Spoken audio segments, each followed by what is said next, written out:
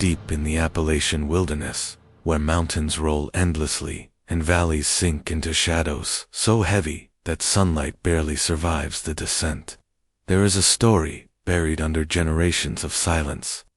It begins with the Miller family, a clan that locals do not speak of by name, not after dark, not when the wind carries the sound of breaking branches across the hollow. To outsiders, it sounds like folklore, the kind of twisted fireside tale invented to keep children close to home. But to those who live near the ridges and forgotten logging roads, the Millers are not just a story. They are a scar carved into the land the curse that time has failed to bury, a hunger that never stopped gnawing.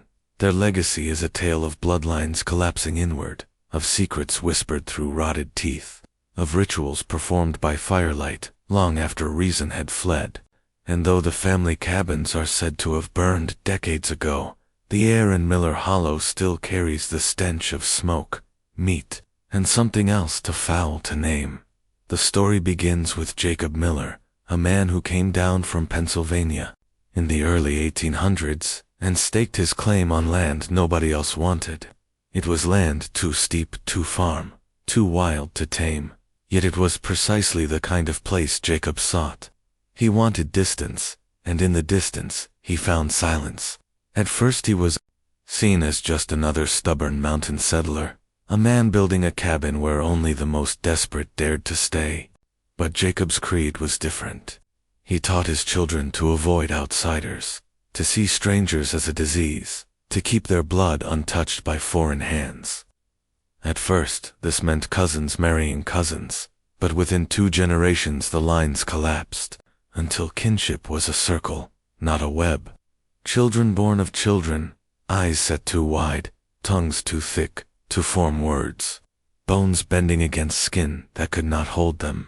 And yet Jacob's sermons carried on, passed from father to son, each one declaring that these deformities were blessings, signs of chosen flesh. The Millers were taught they were protected by their own corruption, holy because they were hated. Whispers grew as neighbors began to notice their ways. When livestock went missing, it was always the Millers who seemed well fed. When children vanished on hunting trips, footprints too small and twisted for outsiders were sometimes found leading back toward Miller Hollow. Locals claimed the family cooked their meals half raw, blood running down their chins, jars filled with preserved flesh lining the shelves of their cabins.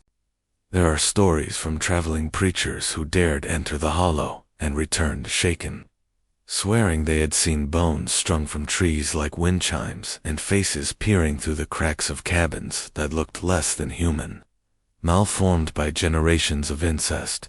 One preacher, trembling before his congregation, insisted he had heard chanting in a language that was almost English, but twisted into something guttural, broken, and wrong. He swore he would never return, and he never did. The Millers survived, by staying hidden, by using the woods as their shield. But as decades passed, they developed traditions that terrified even those who had only heard them described. The most infamous was the harvest, a gathering held every autumn when the air turned sharp and the moon hung low over the trees. Families in nearby towns claimed to hear distant screaming carried by the wind, followed by laughter too deep, too wet, to be human. What little has been recorded about the harvest describes a clearing, a table crudely built of split logs. Lanterns hung to cast crooked shadows across the gathering and the feast that followed. Some said animals were sacrificed, others swore it was wanderers or the unlucky who strayed too far into the woods. What everyone agreed on was that the harvest always ended the same way, with silence so heavy it pressed on the chest, broken only by the sound of something chewing in the distance. In 1921, that silence shattered into evidence. A group of loggers failed to return from work deep in the ridge. Their camp was discovered abandoned, their belongings scattered, but the men themselves were gone. A search party followed signs of disturbance into the woods and stumbled into a clearing they would never forget. At the center was the harvest table, smeared in blood, bones piled high, skulls cracked open like bowls. The clothing of the loggers hung in tatters, boots ripped apart, and scattered around the ground were bones bearing the marks of teeth, not the fangs of an animal, but the flattened human impression of molars. The sheriff ordered silence, declaring that the men had been mauled by bears. But those who saw the scene swore that no bear built tables, no bear arranged bodies like a ceremony, and no bear laughed in the night. After that, fear gripped the region. Children were warned never to wander near Miller Hollow, hunters steered clear, and families whispered of the things that watched from the tree line. Yet still, the Millers endured. By the 1940s, the family was said to have grown into dozens, all living in a cluster of rotting cabins that seemed more hive than home. Witnesses described figures crawling on all fours, faces pressed against windows, and the smell always the smell, like rotted meat soaked in smoke and earth. Those few who claimed to have escaped encounters described being stalked, followed by shapes that moved silently, keeping pace just beyond the reach of lantern light, until at last the night erupted in screams, and the unlucky were dragged away. Then came the fire of 1965. One night the ridge lit up, flames clawing at the sky as if the mountain itself was purging its infection. Locals stood at a distance, watching as the hollow burned, refusing to go closer until morning. When authorities finally entered, they found ash and ruin, cabins reduced to skeletal beams, and within the wreckage, piles of bone. Some were adult, thick femurs and broad skulls. Others were small, fragile, unmistakably children. It was believed that the Miller clan had perished in their own blaze, destroyed at last by their sins. But not everyone believed. Some swore they saw figures fleeing into the woods before the fire spread. Others said the bones did not account for the stories of how many lived there, and the stench, even after the flames had cooled, lingered like breath from a mouth just over your shoulder. Since that fire, Miller Hollow has been considered cursed ground. Hikers who wander too close return shaken, describing totems built from bones and twine dangling in the branches, or footprints with too many toes pressed deep into the mud. Some claim to hear voices calling their names in the dark, voices that sound almost familiar but bent, broken, words slurred as though spoken by tongues not meant for speech. The sheriff's office dismisses it all as superstition, but those who have grown up in the shadow of the hollow do not laugh. They lock their doors, they avoid the ridge, and they tell their children what their grandparents told them. Stay away from the Millers. Stay away, because some things do not die in fire. The legacy of the Miller clan is more than a ghost story.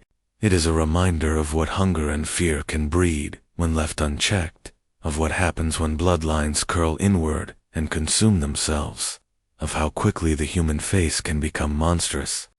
The Millers were not born monsters. They were made by isolation, shaped by secrecy, twisted by their own doctrine of purity, until nothing human remained, and yet the land remembers them. The trees still lean as though bent by screams. The soil still drinks the rain as if it has tasted too much blood to ever feel clean again. Travelers still vanish in the Appalachian wilderness, and when bodies are found, stripped and broken, there are always whispers that the Millers have returned, because perhaps they never left. Perhaps they have simply gone deeper into the ridges, further into the caves, crawling down where no one dares follow, breeding still, hungering still, waiting for the night when the fire dies down and the woods grow quiet again. And when that night comes, when the wind carries the sound of snapping branches and a laugh that does not sound quite human, will you be certain the Millers are only a story? Or will you hear them, feel them, realize too late that the cursed legacy of the Miller clan still breathes in the dark? Asterisk, for most, the fire of 1965 was supposed to be the end.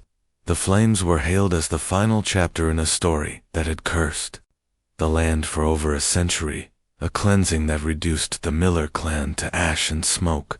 But the truth of Appalachia is this: fire does not erase memory, and horror does not vanish with a single spark. If anything, The blaze marked a new beginning, for in the years that followed, the whispers grew louder, darker, carried not by rumor alone but by the broken testimonies of those who strayed too close to the hollow where the Millers once lived. The fire was not an ending, it was a scattering, a dispersal of something rotten into the veins of the mountain itself, and though the cabins lay in ruin, the family that had once filled them seemed to seep into the woods like mist. They became shadows, half-seen figures, rustling in branches when no wind blew. They became the eyes in the dark that no hunter could ever track. They became the terror that no flame could extinguish. The years after the fire brought stories stranger than anything before. Local teenagers, emboldened by the legend, would dare each other to step into Miller Hollow at night, swearing to bring back proof of their courage. Some returned laughing, clutching bone fragments, swearing they had found them hanging from trees. Others returned pale, silent, unable to explain what they had seen, and a few did not return at all. Their bodies, when found days later, bore wounds too deliberate to be called accidents. Deep scratches carved into their skin as though done by nails, not claws. Faces frozen in terror, mouths open, dirt packed beneath their fingernails where they had clawed at the ground in desperation. The authorities explained them away as accidents, as animal attacks, as the consequence of foolish games. But in nearby towns, the families of those children whispered a different truth. The Millers had survived in 1978. A hiker named David Green vanished on the Appalachian Trail. His disappearance drew wide attention, for he had been a seasoned outdoorsman, well prepared and deeply familiar with the terrain. Weeks passed before his backpack was found, shredded, its contents scattered along the trail that skirted Miller Hollow. Inside, beneath torn canvas, searchers found pages from his journal. His handwriting grew more frantic with each entry. He wrote of feeling watched, of hearing low laughter in the trees, of seeing figures crouched just beyond the reach of his firelight. The last entry was a single line, scrawled in uneven ink. "They are not gone. They are waiting for me." His body was never recovered. The sheriff dismissed the journal as the ravings of a man lost to paranoia. But those words, copied and passed quietly from hand to hand, became part of the legend. Locals began to describe hearing voices at night, when the wind shifted toward the hollow, voices that called their names. Voices that sometimes mimicked loved ones with subtle imperfections. A father might hear the cry of his child in the woods, only to find the boy fast asleep in bed. A woman might hear her mother's voice whispering through the branches, though her mother had been dead for years. The voices always lured, always beckoned, but those who followed them rarely returned whole. And then there were the stories of the caves. After the fire, searchers exploring the charred remains of the Miller cabins found openings in the rock nearby, entrances hidden beneath brush and tangled roots. They led down into narrow passages, tunnels that smelled of damp earth and rot. Some explorers descended with lanterns, but most never went far. Those who did swore the tunnels stretched endlessly, twisting deeper into the mountain, their walls etched with crude carvings of stick figures and animals, symbols no one could quite recognize. Some claimed to hear shuffling in the dark, the sound of movement just beyond the light. One group reported finding a chamber filled with bones, animal and human intermingled, stacked as though they were firewood. They fled and never returned. What unsettled them most was not the bones, nor the smell, but the discovery of a child's toy. A wooden doll, hand-carved, its face crudely etched with wide, uneven eyes, and a mouth slashed too long across its face. It was new, not charred, not weathered, but fresh. Someone, or something, had left it there. And if there were dolls, then there were children still. By the 1980s, the Millers had become something between folklore and urban legend. College students drove in from hours away to see the hollow, to prove their bravery, to leave their initials carved into the blackened remains of trees. Some returned with nothing but bravado. Others returned pale, with stories of being followed, of rocks thrown from the woods, of guttural voices echoing through the night. A few never returned at all. Missing person cases clustered around the area, each one dismissed by authorities as tragic but ordinary. Yet, when bodies did appear, they bore the same marks, bite wounds too large to belong to any known animal, but unmistakably shaped by human teeth. One story still circulates among locals. A group of college students dared each other to camp overnight in the hollow. They built a fire and laughed into the dark, mocking the legend, shouting the Miller name into the trees. Around midnight, they heard footsteps. At first they thought it was another group playing a prank, but the sound grew louder, closer, circling them. Then came the laughter low, wet, broken, echoing in a way that made it impossible to tell how many voices there were.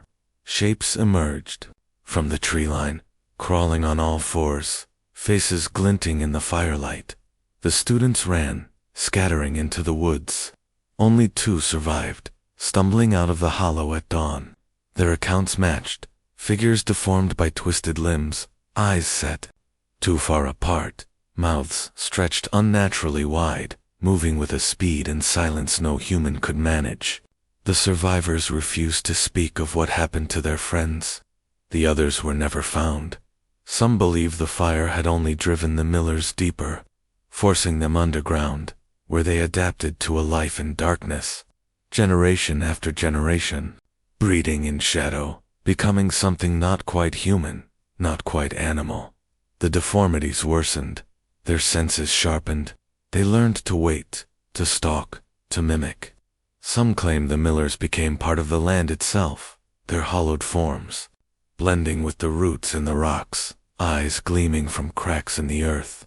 And when the night is deep and the moon is hidden, the land breathes with them, carrying their whispers across the valleys. By the 1990s, Miller Hollow was officially declared off limits. Too many hikers had gone missing, too many search parties returned empty-handed. Authorities claimed it was unsafe terrain, prone to sinkholes and rock slides, but locals knew better. They said the land was claimed, owned not by the state, not by any map, but by the family that refused to die. And though the cabins had burned and the old patriarch was long buried, the legacy of the Millers lived on, gnawing at the edges of Appalachia, like a wound that never healed. Even now, travelers on lonely back roads tell of seeing figures watching from the trees, hunched and twisted, eyes glimmering in headlights before vanishing into the brush. Farmers wake to find their livestock gutted, their pens splattered with blood, footprints circling the corpses like rituals. Children still dare each other to call out the name Miller when the wind is high, though most will not, for fear that something might answer. And sometimes it does. The cursed legacy of the Miller clan did not die in fire. It grew teeth in the dark. It spread like mold beneath the soil, filling cracks, burrowing into roots, waiting for the day it could surface again. And perhaps, in truth, it already has. Perhaps when you walk the trails alone and hear laughter that does not belong. When you smell smoke and rot, though no fire burns. When you hear your name whispered by a voice you recognize, but cannot place then you have already stepped into the shadow of the Millers. And perhaps, once they know your name, there is no leaving. For fire may cleanse, but hunger never dies.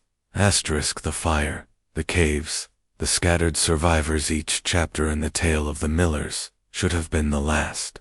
But stories do not end simply, because we want them to.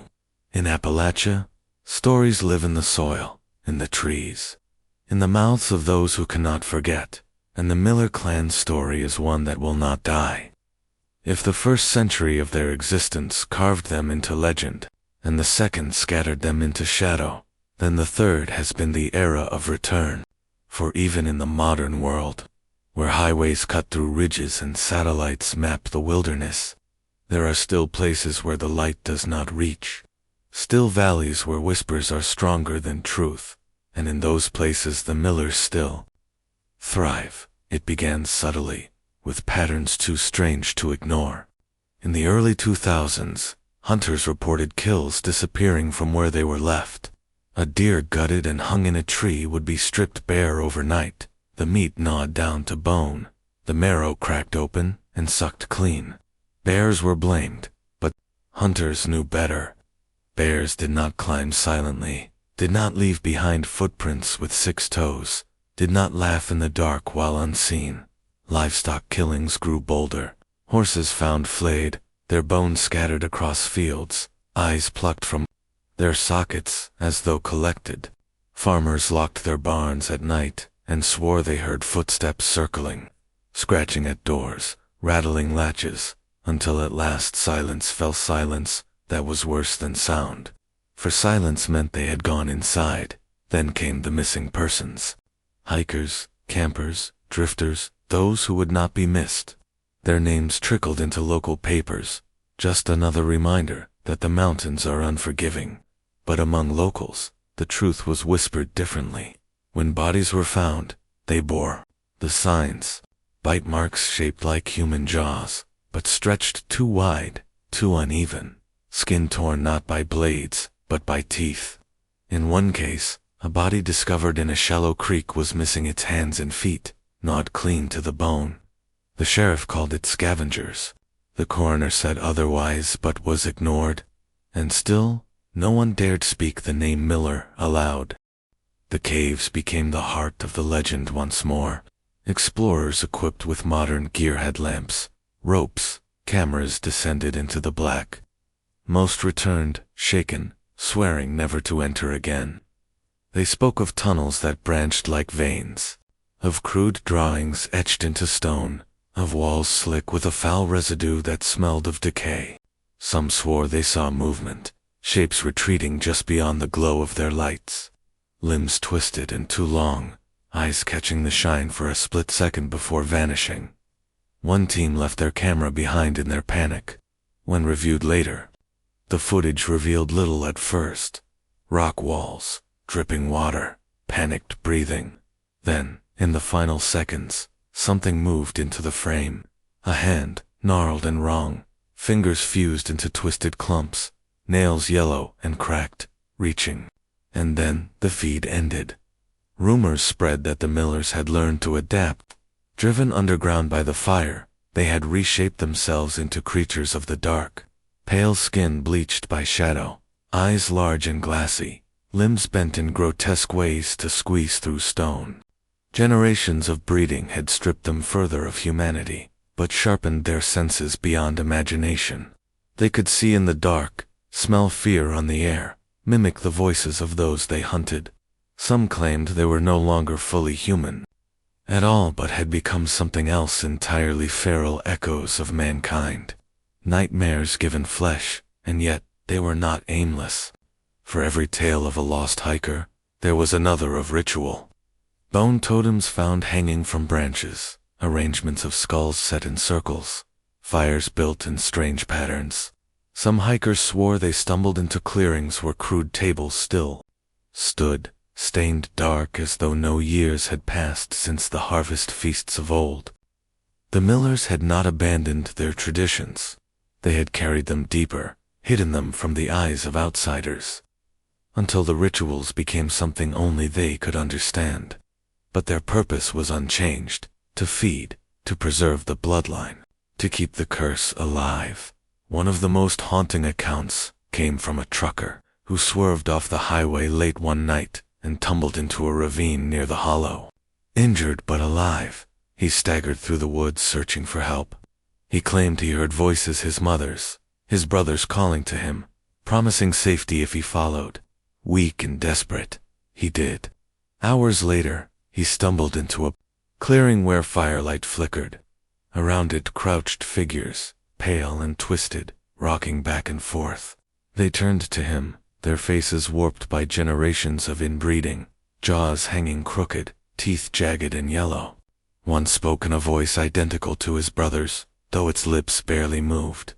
The trucker ran. Days later, searchers found him half mad, raving about the Millers. His body bore scratches and bites, but he survived, barely. He never returned to the mountains again. In recent years, Technology has brought new eyes to the hollow. Drones sent overhead capture images of strange structures built from wood and bone. Trail cameras left by researchers snap photos of blurred shapes, limbs too long, eyes glowing in the flash. One camera captured a face distorted, mouth wide, staring directly into the lens from inches away. The device was later found smashed, dragged into the dirt. The image survived only because it had already transmitted. Skeptics call them hoaxes. Believers call them proof. Locals refuse to look at them at all. Even now, the Miller name is a curse on the tongue. Those who dare speak it aloud do so only once, quickly, as if fearful of summoning something. But the fear persists because the encounters persist. Strange sounds in the night, missing livestock, vanishing travelers, and the laughter, always the laughter. Not joyous, not light, but wet, broken. Echoing through the hollow as though rising from beneath the ground itself. The cursed legacy of the Miller clan is not merely history, it is present, it is ongoing. It is a wound that will not close. For the Millers, if they can even be called that anymore, have proven one thing beyond doubt. They cannot be burned away, cannot be buried, cannot be forgotten. They are as much a part of Appalachia as the rocks, the trees, the endless mist that rolls down the mountains. And like the mist, they seep into everything. Perhaps you will never see them. Perhaps you will walk the trails of the Appalachians and never hear the voices that mimic your loved ones, never catch the scent of rot in the breeze, never feel eyes watching from the tree line. But if you do, if you hear the laughter and the snapping of branches, if you see pale figures crawling on all fours just beyond your firelight, remember this: you were warned. The Millers are not gone. They endure, they hunger, they wait. And once they have marked you, once they know your name, you belong to them. Because the curse of the Miller clan is not bound to land, or cabin, or fire. It is bound to blood, to hunger, to the dark places of the world, where humanity thins, and something older takes its place. And if the whispers are true, if the stories are even half real, then the Millers are still out there now, breeding, feeding, preparing for a night when the hollow will echo again with the harvest's screams. A night when no fire, no sheriff, no search party will be enough to stop them. The most twisted inbred cannibals of Appalachia, the cursed legacy of the Miller clan, was never meant to be just a story. It was meant to be a warning. And warnings in Appalachia are not told for entertainment. They are told for survival. So when you hear the laughter in the woods, do not follow. When you see the firelight flickering in the hollow, do not approach. And when you hear a voice calling your name, no matter how familiar, no matter how desperate, do not answer. Because if you do, you will never leave. The Millers will claim you, as they have claimed so many before. And in the end, your bones will join the others. Arranged in circles beneath the mountain, a testament to a curse that never dies. T was ignored. And still, no one dared speak the name Miller aloud. Asterisk, if you've made it this far into the darkness. Remember, the curse of the Miller clan is not just a tale of the past. It lingers, breathing in the silence of these mountains. And if their story has unsettled you, imagine what else still hides in the forgotten corners of Appalachia. Do you dare uncover more? Then don't look away. Subscribe, share this story, and join us as we descend deeper into the shadows where history and horror meet. Because the Millers are not the only secret the hills are keeping, and you won't want to miss what comes next.